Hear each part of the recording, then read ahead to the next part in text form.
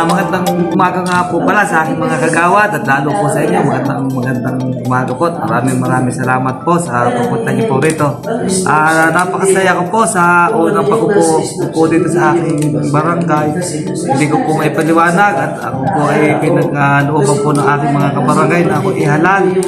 At sapagkat po marami po akong pangako na itutupad ko sa kanila at ibibigay po. Kaya po ako ay nagpapasalamat po sa lahat po ng aking kabarangay. At ako po ay handang tumulong at lahat po ay aking gagawin dito sa aking barangay na aking po ipinangako. Hindi ko po talaga sukat akalain na ako manalo. Ako po kasi ay matagal nang tumutulong kaya po siguro ako ay inihalal ng aking mga taga-barangay. Kaya po ako ay nagpapasalamat. Maraming salamat po sa lahat po ng aking kabarangay. Maraming salamat po at aking pong gagawin lahat ang itong tungkulin ko at yung mga pagawain at aking pong ipinangako. Maraming salamat po. Sa ating barangay, lahat po na dapat yung pagawa. Lalong-lalo na ang kaunang po na ipapagawa po ay aming pinag-usapan po na aming mga kagawan. Tubig po ang aming papagawa. Ayan po.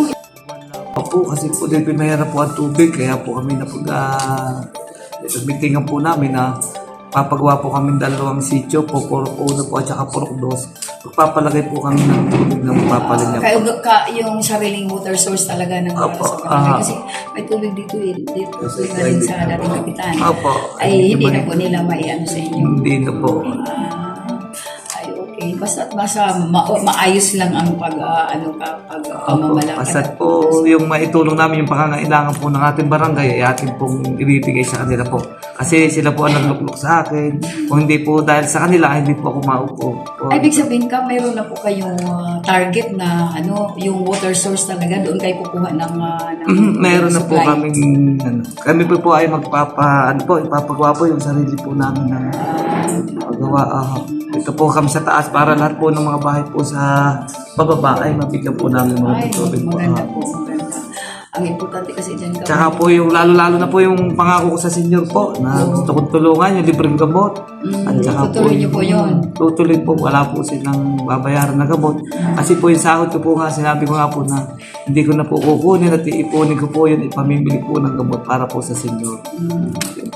Kayo po yung nakaupo na ngayon. Starting today po ba? Ay start na rin po ba ang free clearance natin dito sa barangay? Ay, libre po, wala po babayaran. Lahat po ng kukuha ng barangay clearance, ang sidula po, libre na po lahat. Ang mga business permit, barangay business permit. Yun lang po ang may bayad kasi po, inihanap buhay po yun. Bibigyan ko lang po, yung gagamitin lang po doon sa mga trabaho po kasi po kawawa naman po sila.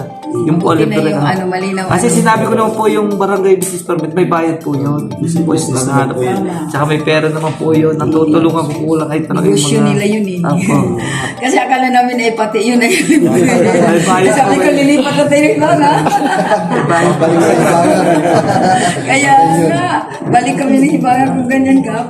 Ay kaya lang ay nakita namin na smooth selling naman. Maganda ang inyong kinahinatnan ng inyong pag-uusap kanina. Wala po mga heartaches. Sabi ko nga po kami magsama-sama po para gumanda po yung aming barangay.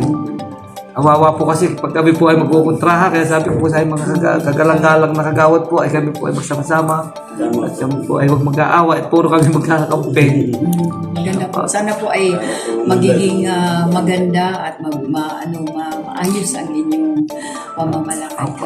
Yan lang po naman ang aming hangad at kami nandito lang nagmamanman.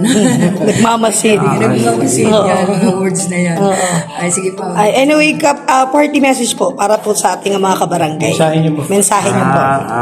Mga kabarangay ko, maraming salamat po sa pagsuporta niyo po sa akin. Napakalaking tulong po at ako naman po ay nangangako na yung binoto niyo po ako, yung lahat po ng pangangailangan po ng ating barangay, ibibigay ko po. Basta't lumapit lang po kayo kahit anong oras po. Kaya po ako sobrang nagpapasalamat po sa inyo at kasi po kayo po ang naglagay sa akin sa pwesto na ito.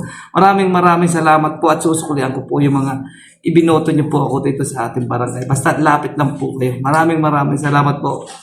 Mahal na mahal ko po ang mga taga-barangay Hibanga. Maraming salamat po sa iyo, bagong kapitan ng Barangay Hibanga, Kapitan Chris Reynoso. Magandang umaga po at maraming salamat, Caps. Maraming salamat.